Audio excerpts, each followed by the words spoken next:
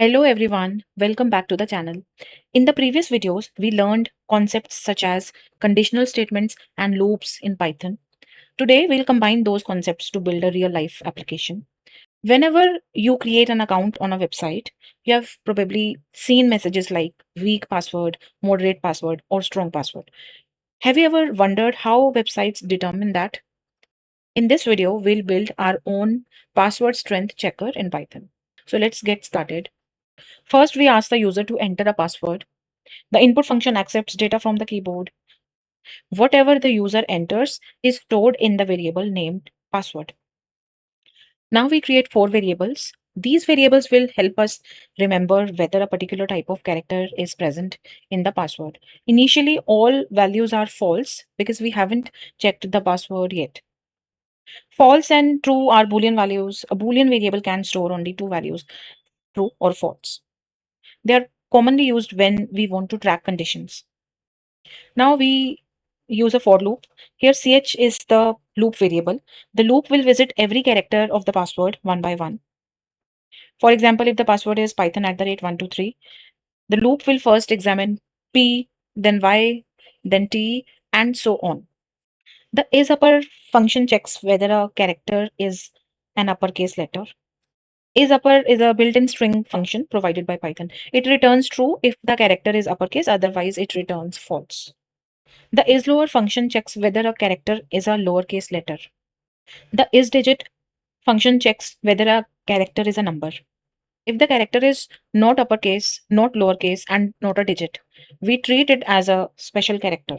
Special character examples are like at the rate, hash, dollar, percent, and so on.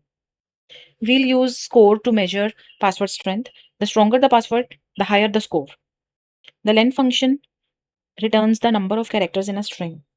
Most websites recommend at least 8 characters. So if the password length is 8 or more, we increase the score by 1. Now we add points for each security feature. 1 point for uppercase letters, 1 point for lowercase letters, 1 point for digits, and 1 point for special characters. Instead of showing only the final result, we display a detailed analysis. This helps the user understand why the password received a particular rating. Now we will classify the password.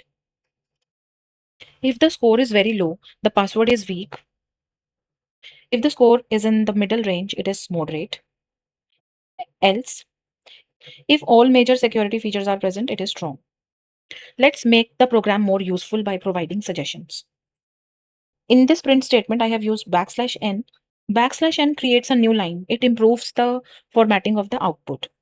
If the password is too short, we suggest increasing its length. The word note in this statement reverses a Boolean value. If has upper is false, not has upper becomes true. So the suggestion is displayed.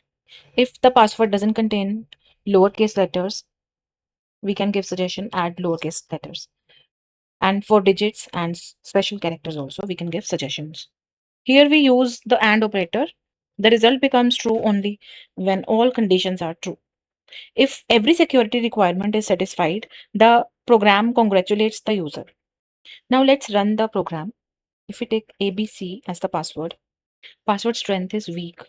So it is giving us the suggestions, increase password length, add uppercase letters, add numbers, and add special characters.